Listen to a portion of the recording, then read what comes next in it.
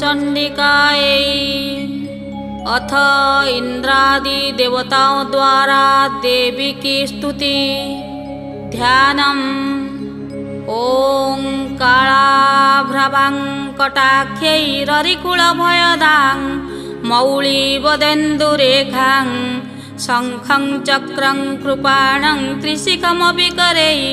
ऋग्वहन्ति त्रिनेत्रां सिंहस्कन्धादिरूढा त्रिभुवनमखिलं तेजसा पूरयन्ति। ध्यायेद्दुर्गा जयाख्यां त्रिदश परिवृतां सेवितां सिद्धिकामै। ऋषिरुवाच ॐ शक्रादय सुरगणा निहतेति वीर्ये तस्मिन् दुरात्मनि सुरारिबले च देव्या तां तुष्टुः प्रणति नम्र शिरोधरां सा पाग्भिः प्रहर्ष पुलकोद्गमचारुदेहा। देव्या जया ततमिदं जगदात्मशक्त्या निशेष देवगण शक्ति समूह मृत्या तामम्बिकामखिलदेव महर्षि पूज्यां भक्त्या नतास्म विदधातु शुभानिशान। यस्या प्रभावमतुलं भगवान् अनन्तो ब्रह्मा हरश्च न हि वक्तुमलं बलं च सा चण्डिकाखिल जगत् परिपालनाय नाशाय चाशुभभयस्य मतिं करोतु। जा श्री स्वयं सुकृतिनां भवनेष्वलक्ष्मी पापात्मनं कृतधियां हृदयेषु बुद्धि श्रद्धा शताकुलजना प्रभवस्य लज्जा तां त्वां नतास्म परिपालय देवी विश्वं। किं वर्णयाम तव रूपमचिन्त्यमेतत् किञ्चातिवीर्यमसुरक्षयकारि भूरि किञ्चाहवेषु चरितानि तवातिजानि सर्वेषु देव्यसुरदेवगणादिकेषु हेतु समस्त जगतां त्रिगुणापि दोषै न ज्ञायसे हरिहरादिभिरप्यपारा सर्वाश्रयाखिलमिदं जगदंशभूत मव्याकृता हि परमा प्रकृतिस्त्वमाद्या यस्या समस्तश्रोता समुदीरणेन तृप्तिं प्रयान्ति सकलेषु मखेषु देवी स्वाहा शिवै पितृगणस्य च तृप्तिहेतु रुचार्जसे त्वमत एव जनैः स्वधा च जा मुक्तिहेतुरविचिन्त्य महाव्रता च मभ्यस्यसे सुनियतेन्द्रियतत्त्वसारै मोक्षार्थिभिः मुनिभिरस्त समस्तदोषैः विद्यासि सा भगवती परमा हि देवी शब्दात्मिका सुविमूलं जजुषां निधानं मुद्गीतरम्यपदपाठवतां च साम्ना देवी त्रयी भगवती भवभावनाय वार्ता च सर्वजगतां परमात्रिहन्त्री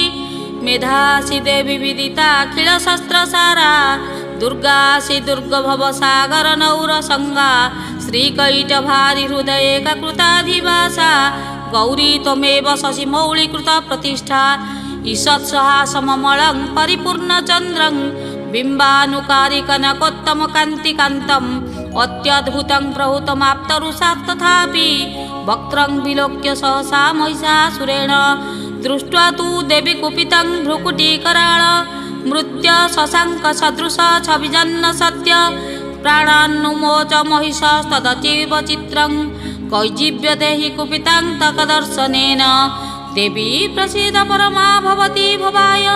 सत्यो विनाशाय शिकोपवती कुलानि विज्ञातमेव ददुनैव जदस्तमेतत् नीतं बलं सुविपुलं महिषासुरस्य ते सम्मता जनपदेषु धनानि तेषां जसां चिन्न च सिदति धर्मवर्ग धन्यास्त एव निवृत्तात्मजवृत्त्यदारा येषां सदा हृदयदा भवति प्रसन्ना धर्माणि देवी सकलानि सदैव कर्मा प्रत्यारुता प्रतिदिनं सुकृतिं करोति स्वर्गं प्रयाति च ततो भवति प्रसादा लोकत्रयपि फलदाननु देवी तेन दुर्गे स्मृता हरसि भीतिमशेषजन्तो स्वस्ते स्मृता मतिमतीव शुभां ददासि दारिद्र दुःखभयहारिणि का त्वदन्या सर्वोपकारकरणाय सदार्धचित्ता एभिहते जगदुपैत सुखं तथैते कुर्वन्तु नाम नरकाय चिराय पापं संग्राम मृत्युमधिगम्य दिव्यं प्रयान्तु मत्वेति न्यूनमोहितान् विनिहन्सि देवी दृष्टैव किं न भवति प्रकरोति भस्म सर्वासुरा नरिषु यत्प्रैणोषि शस्त्रान् लोकान् प्रयान्तु रिपवोऽपि शस्त्रपुत्ता इत्थं मतिर्भवति तेष्वपि तेऽपि साध्वी खड्गप्रभावनिकरविस्फुरणैस्तथोग्रै शूलाग्रकान्तिनिवहेन दृशोऽसुराणां जन्नागता विलयमं सुमदिन्दुखण्डं जोग्याननं तव विलोकयतां तदेतत् दुर्वृतवृतशमनं तव देवि शीलं रूपं तथैतदविचिन्त्यमतुल्यमन्यै वीर्यं च हन्तृर्तदेव पराक्रमाणां वैरीष्वपि प्रकटितैव दया त्वयेथं केनोपमा भवतु तस्य पराक्रमस्य रूपं च शत्रुभयकार्यतिहारि कुत्र चित्ते कृपा समरनिष्ठुरता च दृष्ट्वा त्वज्जेव देवि वरदे भुवनत्रयोऽपि त्रैलोक्यमेतदखिलं रिपुनाशनेन त्रातं त्वया समरमूर्धनितेऽपि हत्वा नीतादिवं रिपुगणां भयमप्यपास्त मस्माकमुन्मदसुरारिभवं नमस्ते शूलेन पाहि नो देवी पाहि खड्गेन चाम्बिके घण्टास्वनेन न पाहि चापज्यानि स्वनेन च प्राच्यां रक्ष प्रतीच्यां च चण्डिके रक्ष दक्षिणे ब्राह्मणेनात्मशूलस्य उत्तरस्यां तथेश्वरी सौम्यानि जानि रूपाणि त्रैलोक्ये विचरन्ति ते जानि चात्यर्थघोराणि तैरख्यास्मांस्तथा भुवं खड्गशूलगदादीनि जानि शास्त्राणि तेऽम्बिके करपल्लवसङ्गिनि तैरस्मान् रक्ष सर्वतः ऋषिरुवाच एवं स्मृतासुरै दिव्यै कुसुमै नन्दनोद्भवै अर्चितां जगतां धात्री तथा गन्धानुलेपनै भक्त्या समस्तै श्रीदशै दिव्यै धूपैस्तु धूपिता प्राह प्रसादसुमुखी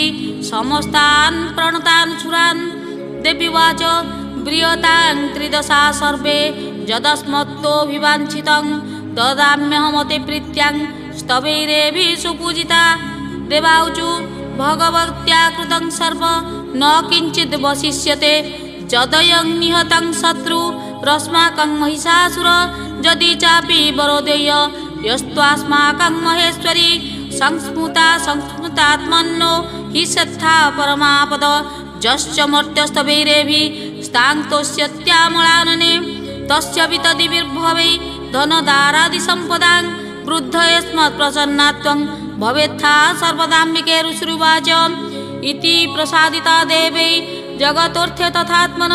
तथेत्युक्त्वा भद्रकाली बभूवान्तर्हिता नृप इत्येता कथितं भूप